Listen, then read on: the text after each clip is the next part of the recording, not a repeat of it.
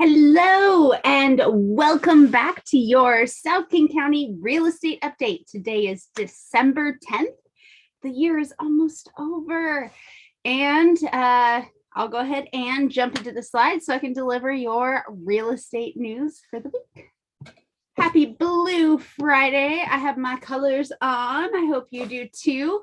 Last week, the Seahawks did take away the win with 30-23 against the 49ers. So hopefully they can repeat that this coming week at 10 a.m. So early morning game. Make sure to wake up early and get ready so that you can watch your Blue and cheer them on. And what happened this week? This past weekend, I took some new clients out. We had met for the first time, and they are looking for a second home, which is a very common theme throughout the last couple of years. Second home ownership has become a big thing, and vacation communities have seen a huge rise in their home values throughout since the pandemic started, because people were able to work from home. So they said, well, if I can work from home, why don't I work from someplace a little prettier? So, those coastal locations and mountain locations, those places with a gorgeous view have really come to the forefront as a great investment opportunity, as well as a way to expand your lifestyle. So I have a couple that are looking for a place up near Snoqualmie Pass or North Bend with a gorgeous view.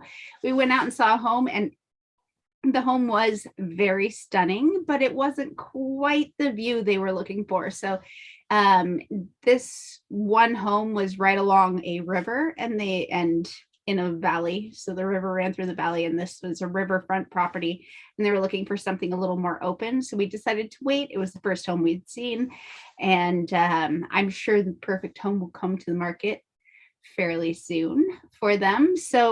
But I talked to the listing agent shortly after our viewing and found out that they had, I think it was 9 offers already on that property. So those kind of secluded homes that feel really close to nature are still attracting a lot of attention.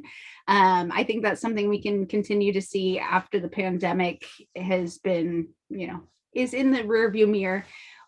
Those second homes, vacation homes, especially ones that the rules allow them to rent out on Airbnb or those short-term rentals, because that way the owner can use it sometimes and rent it out others and kind of disperse the cost over the different uses. So if that's something you are interested in, please let me know. I would love to chat with you. And there's nothing boring about visiting beautiful homes. So I'm never opposed to that. All right, I'll go ahead and jump back into the slides here.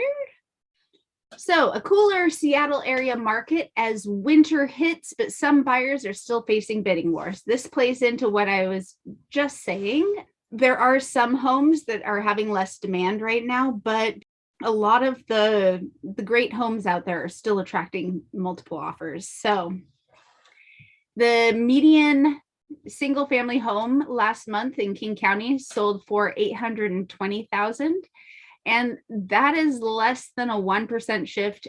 Snohomish and Pierce County also saw less than a 1% shift in their home sale prices from the month prior, but we are still up double digits from a year ago. King County was up 12.25% from last November. So it seems like the price growth is kind of rounding off and like topping out, but we've already seen a significant home price growth throughout the last year. King County was low for our Tri-County region. Snohomish saw a 22.8% increase, and Pierce saw 15.7% increase from a year ago. So we can see that on the graph here. This is November of last year on the left-hand side here. So 730, 500 to 820 That's a pretty big increase for a single year. And we were seeing that across all King, Pierce, Snohomish, and Kitsap.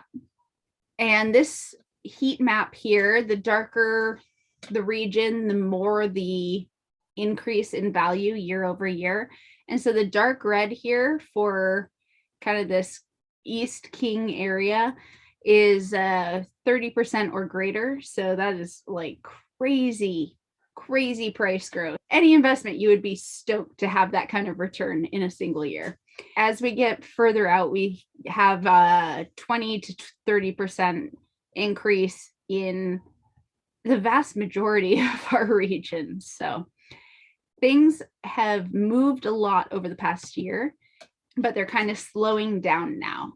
Fewer home buyers signed contracts to buy new homes in November than October, but fewer homes were listed. So things are kind of being gobbled up as they come to the market, and there's just really not much for buyers to choose from who are hitting the market now and starting their search. There's just not a lot to see. So you kind of have to be ready for when that home comes to the market so you can go see it and hopefully put an offer in that first weekend.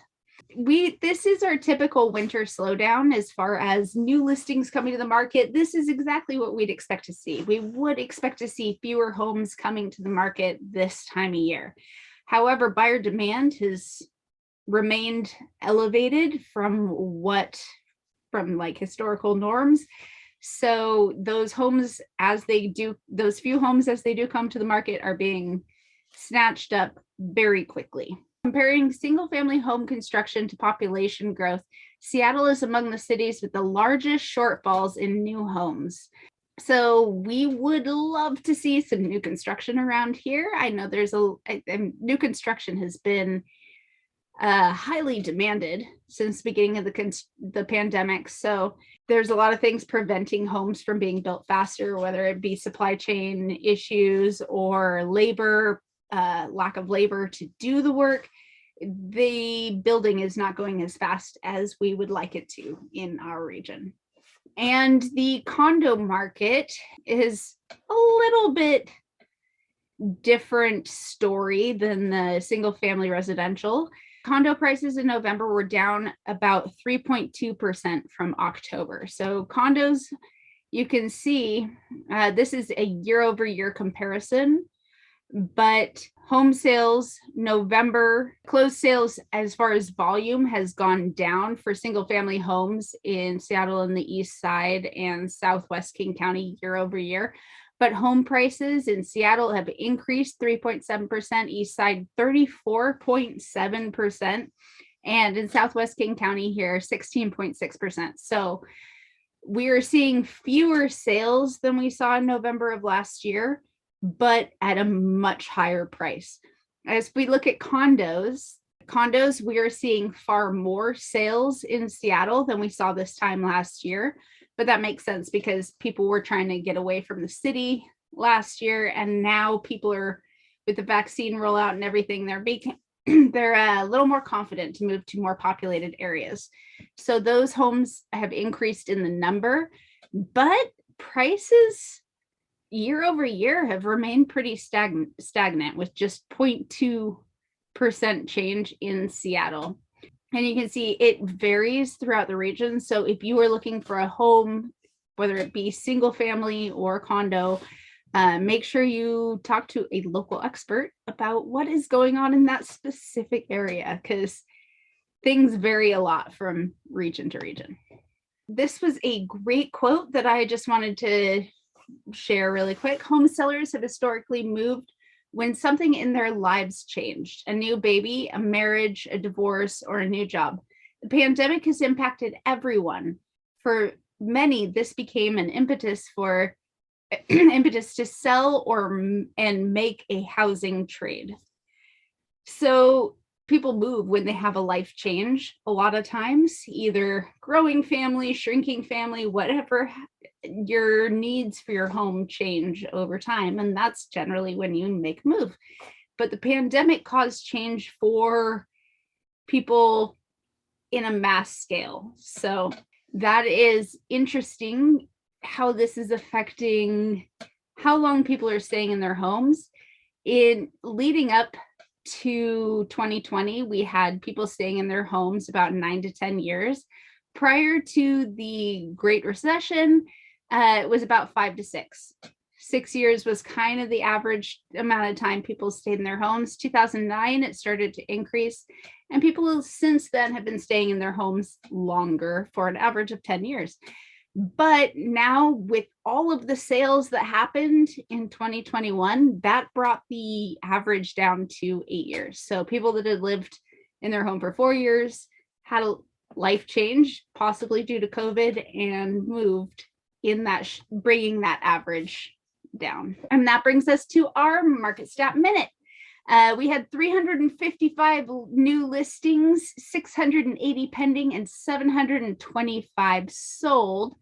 So our pendings did tick up, but our new listings went down a little bit, and then the sold went pretty flat from last week. So we had fewer new listings, but more pending, and that just means our inventory is shrinking and there are fewer homes available on the market. If we look at showing traffic, our showing traffic did tick down ever so slightly over the past few days, but it is up from where we were last week. And last week, our weekly average mortgage rate was 3.11. And if we bring it to this week, we are down ever so slightly at 3.10. So the Fed has hinted that they are planning on tightening credit more quickly than they originally suggested. So we can expect interest rates to rise over the next period of time, year or so. And our daily rate has actually already reflected what our weekly average. Remember, that's like kind of a Monday to Monday comparison. So on Friday, we are at 3.2%. And just a little bit of historical perspective, the bright yellow line is this year, 2021. Last year, what is the orange in 2020? But looking back a few years, 16, 17, 18, 19, our interest rates were significantly higher at that period of time. And it's still 16, 17, and 19 were still historically low. 2018 was still historically low because kind of 5, 6 is the average, depending on what time period you're looking at. But I heard somebody say recently that we're headed towards double-digit interest rates, and I believe that is absolutely untrue. I would be shocked if we headed towards double-digit interest rates in the relatively near future. Perhaps in my lifetime, I might see it, but I just don't see it in the next several years. But you can still see we are super low historically on interest rates, but those are expected to increase and kind of fall along the lines of what the 16, 17, 18, and 19 years did. So over the course of 2022, we do expect to see things rise and kind of align with what we've seen over the last number of years. So this is a chart. The yellow and red is interest rates, and the blue is home sales. And you can see that lowering and raising interest rates don't really affect home sales. The only time where that moved kind of in the opposite direction was during the Great Recession here. But overall, interest rates have very little impact on the home sale and how many happen, because really people move when their life situations change, and people's lives don't really correlate with what's happening in the mortgage rate market. So people move when they need to. If they need a bigger house, they move to a bigger house. If they see an opportunity to downsize and that benefit their life, then they'll do that. But the amount of home sales that happen really have very little to do with interest rates. And as it is almost the end of the year, I will be back here next Friday, but that is our last weekly update of the year. Next Friday, the 17th, I'll do another one of these weekly updates, but the following Tuesday, December, or I guess in between Christmas and New Year's is when I do my housing market update for 2021 recap and 2022 predictions. So this year it'll be at 3 p.m. on Tuesday, December 28th. So stay tuned for that. If you're interested in kind of a recap of what happened over the last year, that'll be happening that day. And if you're thinking about purchasing in 2022, I cannot recommend that you tune in enough. So thank you so much for joining me. Let me know if you have any questions. Please feel free to reach out. I love to have conversations about real estate with a variety of people talking about a variety of areas. So if you're interested in what's happening in the market in your area, let's sit down and have a chat. Thank you so much for joining me. I will see you next week for our last weekly update of the year. Can you believe it? Oh my gosh. I cannot believe the year is over. This is crazy. But don't forget to cheer on your blue on Sunday and have a fantastic week. I will see you next Friday at 3 p.m.